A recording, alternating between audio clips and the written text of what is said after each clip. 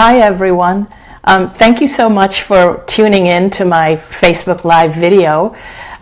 Today I want to talk about something that's actually that's dear to my heart, and it's actually been a bit heart-wrenching for me.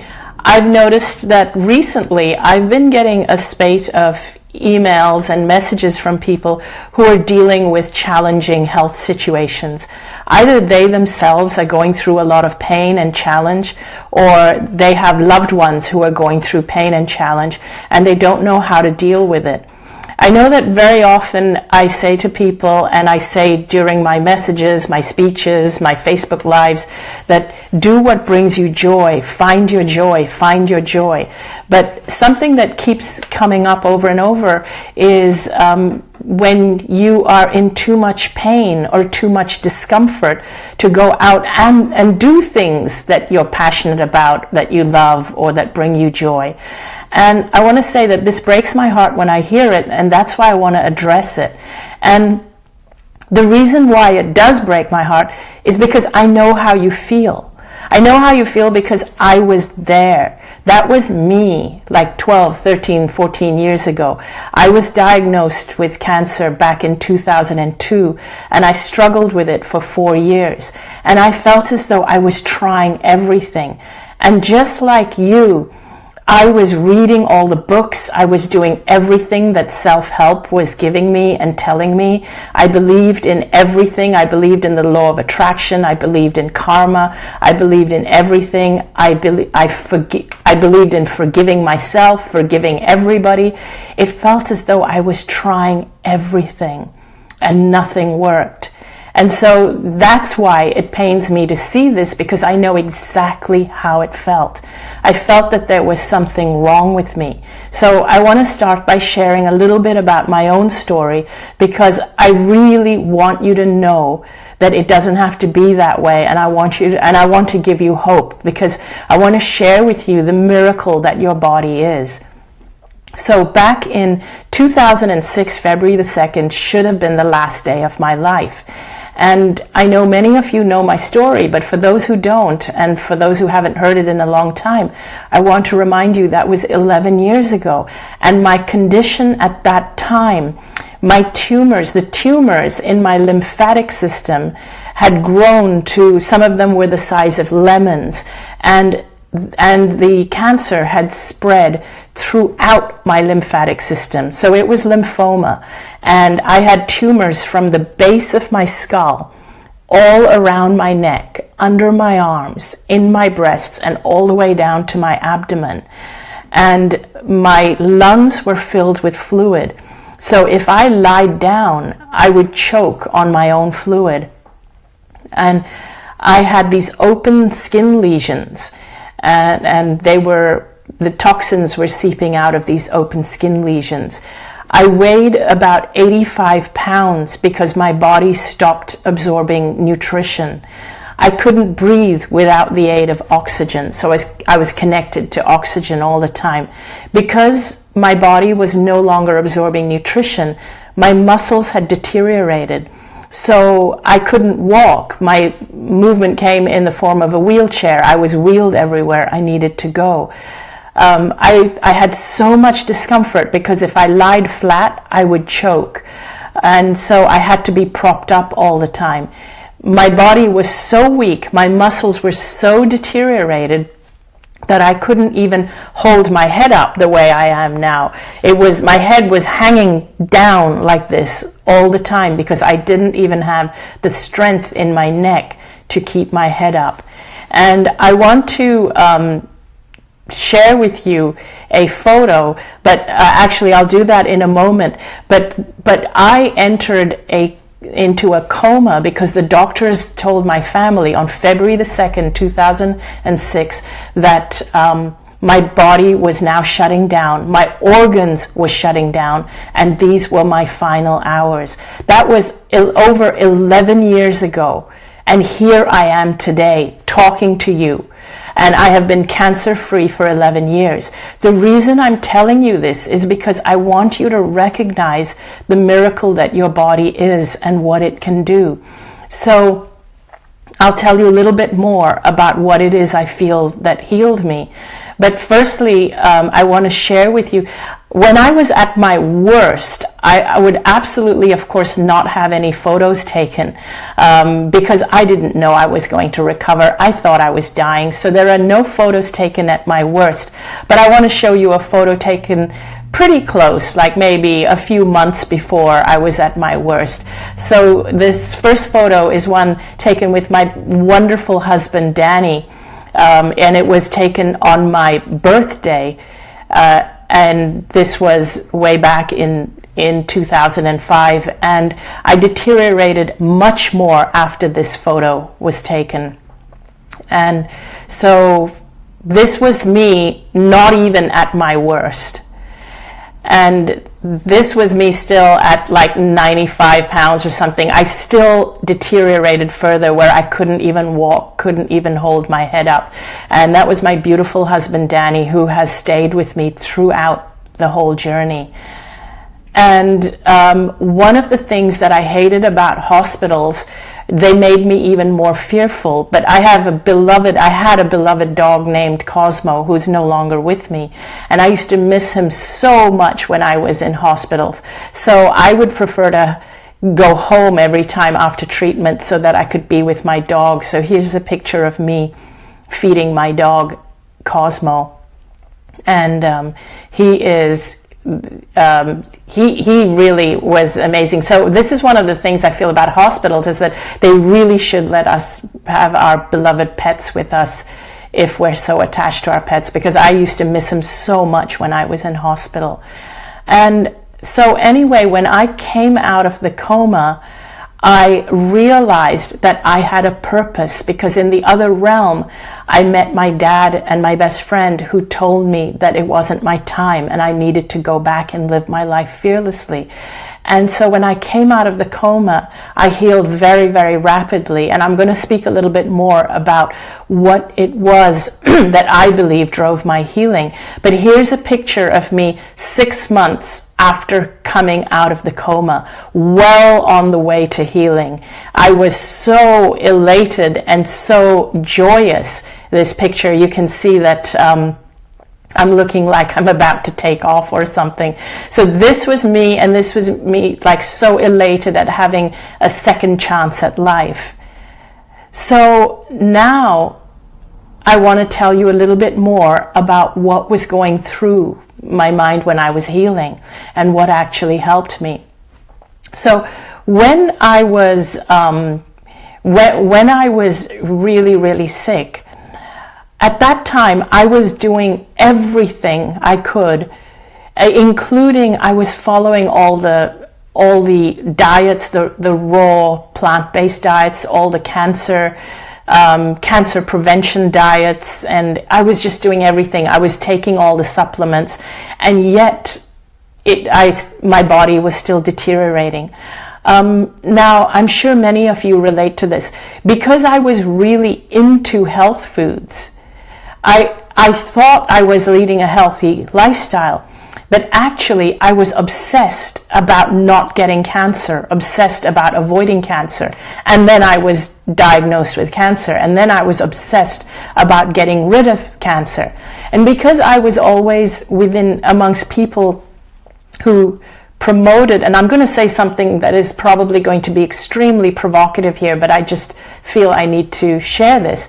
I was always with people who promoted a healthy lifestyle. We all believed that that conventional medicine treatments for cancer are very toxic for the body, and I'm not going to argue with that. I mean, I don't like taking medication, and I believed very strongly that chemotherapy would kill me, and it was extremely toxic for the body. So not only did I fear the cancer, I also feared chemotherapy. And everything that I was reading in terms of cancer prevention, cancer avoidance, and health, everything in health care, was showing me that chemotherapy was toxic. Yet, when I was diagnosed with the cancer, the doctors were telling me that this was my best option. But I was so afraid of letting that chemotherapy into my body. I was afraid of the chemotherapy, and I was afraid of not doing what the doctors were telling me to do. So I want to ask you, I'm sure many of you relate to that. So I was stuck between a rock and a hard place. I was afraid of both. Whatever I did, it was really fearful. The thought of the toxins going into my body and the thought of not following what the doctors were telling me.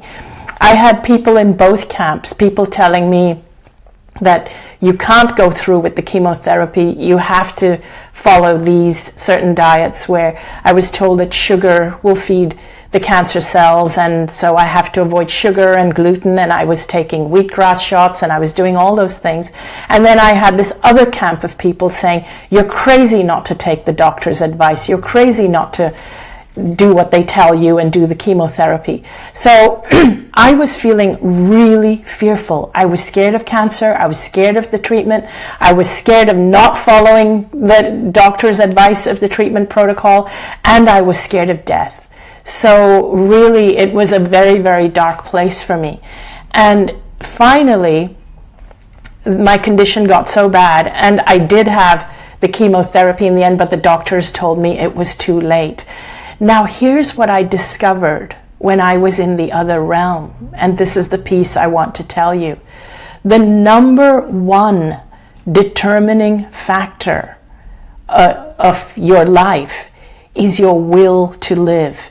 It's your reason to live. It's your reason for being here. That is the number one determining factor. That's what I realized when I was in the other realm. When I realized it's not my time, I still have things to do. When my purpose got clarified. When I realized that there's a reason I need to be here. That is the number one reason why I came back and I healed. And this is what I want to tell you.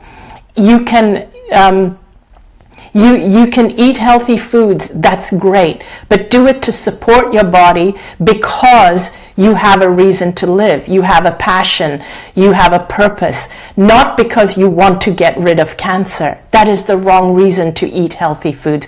Not because you want to fight an illness, not because you want to prevent cancer, not because you fear cancer, not because you fear it reoccurring. These are not the reasons to eat healthy foods. The reason to eat healthy food is to support your body as you deal with, because you want to live life. It's to support your body because you have a purpose and a reason to be here. That is the number one thing. So let's say you are going through a challenge right now. Let's say you're going through a health challenge and you're facing some choices, and maybe you're having the same challenge as I am, and you don't know whether to do what your doctor's telling you. You don't know which form of treatment to do. What I would suggest is I would really suggest that you follow your heart and you follow the treatment protocol that empowers you. This is really important. You want to feel strong and empowered. You want to be able to feel that your body, that you are being supported and that your body is going to heal. So ask yourself, which of these treatment options, whichever it is, whether it's a natural therapy, whether it's something conventional, whether it's a combination, you have to follow your heart. Now, here's another important piece, is that you need to work with medical doctors or medical people that support you in your journey. So if your medical doctors are making you feel even more fearful, then if it were me, I would work with a different team of people. You need to find a team of doctors or supporters that are going to support you in your journey. And your primary focus, remember, is, why am I here? What is my will to live? If I was healed tomorrow, if I was really well, what would I spend the rest of my life doing? Because for many of us, an illness is a wake-up call, because we've been living a life that is not true to our own purpose. It's not true to who we actually are. And it's not aligned. And so sometimes we get these wake-up calls to tell us it's time to change direction. But instead of changing direction, we then obsess about the illness. And the problem with this is that when we obsess about the illness, we start focusing on fighting our bodies. The illness is not a war to be fought against. Our bodies are not war zones. The illness is there to say to you, gently to say to you, take care of me, look after me, ask me, what is my purpose?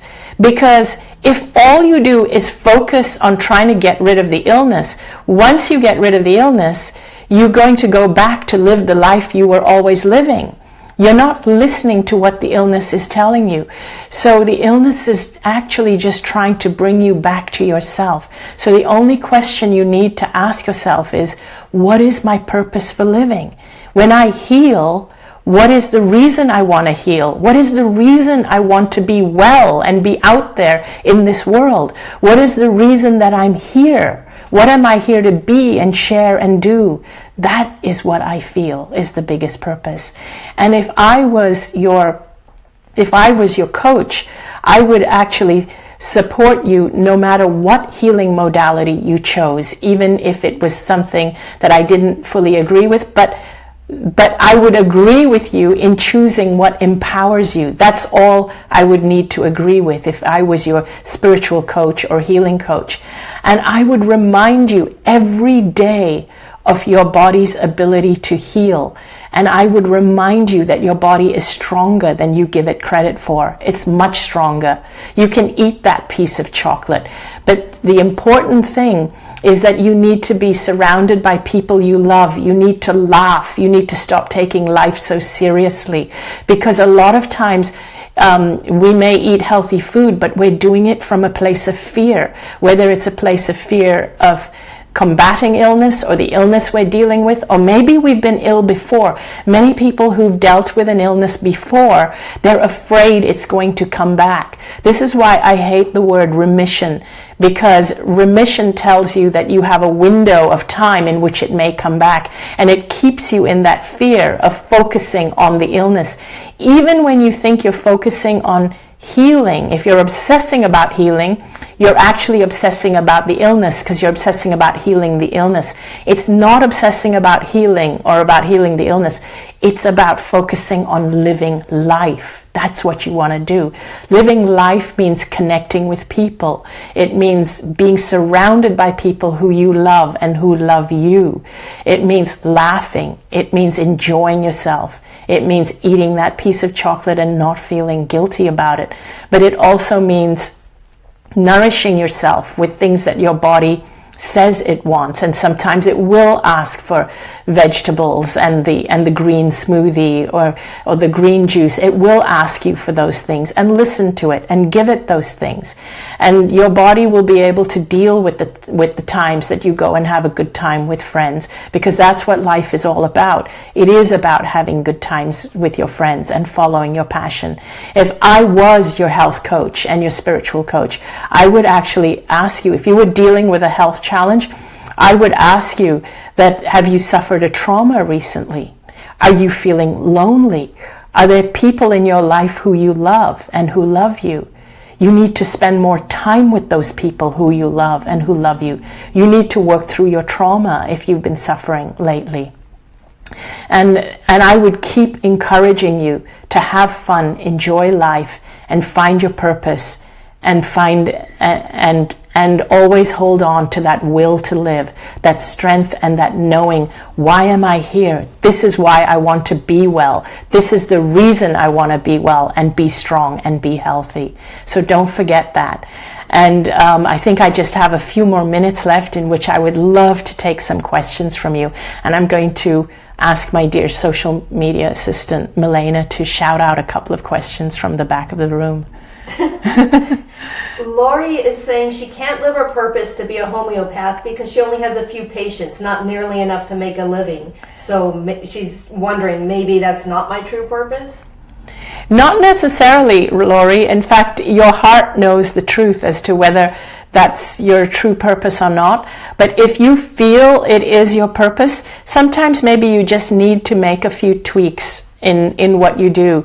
And I found that by being more true to yourself, by being more vulnerable in whatever it is you do to get your patients will love you more. It's about developing trust, and it's about them knowing that you're coming from the heart. I've recently become really interested in working in generally in speaking to people about doing what they do from a place of conscious awareness, and to not worry about anything else like the business side or the money or anything. Do it from conscious awareness, because the planet really needs that, and everything else will follow.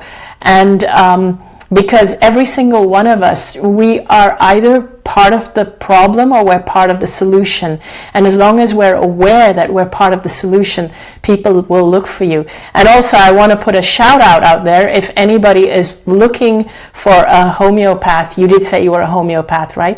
And if anyone is looking for a homeopath, please click on to Lori's name. Lori, post again. Maybe post your email address. Please contact her. You sound like a wonderful person, and thank you for tuning in, and thank you for listening to me, Lori. And Brett asked, will you write a book about this? And I just thought it was interesting because you did with What If This Is Heaven. So. Yes, in fact, I talk about this a lot in my second book, What If This Is Heaven. I speak about the importance of tuning into your body, and that is more important than any kind of medical advice you can get or any kind of dietary advice. Tune into your own body, tune into your inner guidance, and find your purpose to live. That is so important. And I also tell people that if they've been told that they're in remission, in your head, I want you to change it to mean it's time for me to remember my mission. I'm done with the illness. It's time for me to remember my mission. Gold asks, could you please explain, what do you mean when you say life is not serious? Does it mean I'll have challenges even though I program myself to be happy? Life is, what happens is that we tend to take our challenges more seriously. For example, there are times a lot of things that we take seriously can be dealt with humor. I actually feel we take spirituality too seriously. We take the foods we eat, like even if we're eating healthy foods, if we're eating them out of fear, we're actually eating fear instead of eating food. So it's really do whatever it takes to get your stress levels and your fear levels down. Usually when you're feeling a lot of stress and fear, it means that there's not enough love and joy and laughter in your life. You can't get rid of stress and fear by focusing on them, but you can transcend them by focusing on the opposite, which is love, joy, and laughter. So I just want to, I'm running out of time, and I love doing this. So I'm sorry I can't take any more questions. I loved your questions. I want to give a shout out to the people whose questions I couldn't take. Hi Sharon, hi Judy Poland Kemp. Thank you. I'll keep doing these. I'm reading your question and I love it. My heart goes out to you, Shivani Gupta Agarwal. Please stay tuned. I will be doing many more of these, and I will be addressing your questions. Carolyn Kelly, Sylvia Villegas, Lori Parks, Valerie Ann Castine, Lori Germain, Carolyn Boyd, hi, Bertie Levade. Thank you. Thank you for writing in from Denmark, all of you. My heart goes out to those of you who are going through anything. Please know that I'm committed to constantly communicate with you about this as I get new ideas, new insights. But you can also get insights yourself. Go out in nature, connect yourself to nature, listen to your body, listen to your higher self. The messages you get are more powerful than anything anyone tells you. Your own insights is more powerful than even what I tell you. And remember, go on an information detox so that your brain is cleared to allow higher information to come in. People believe information is power. That is true, but insights are even more powerful. If you're ever at an event where I'm speaking, please come up and say hi. I'd love to see you. In fact, this weekend I'm going to be at a women's summit in Arizona. If you want to know where I'm speaking, check out my events tab. But whichever way, I'm going to be here on Facebook, and I'm going to be speaking to you as I get newer and newer insights, and as I read your messages, and as I know what it is you want to know more about. I love you all. Take care of yourselves, and I'll be back again next week. Bye.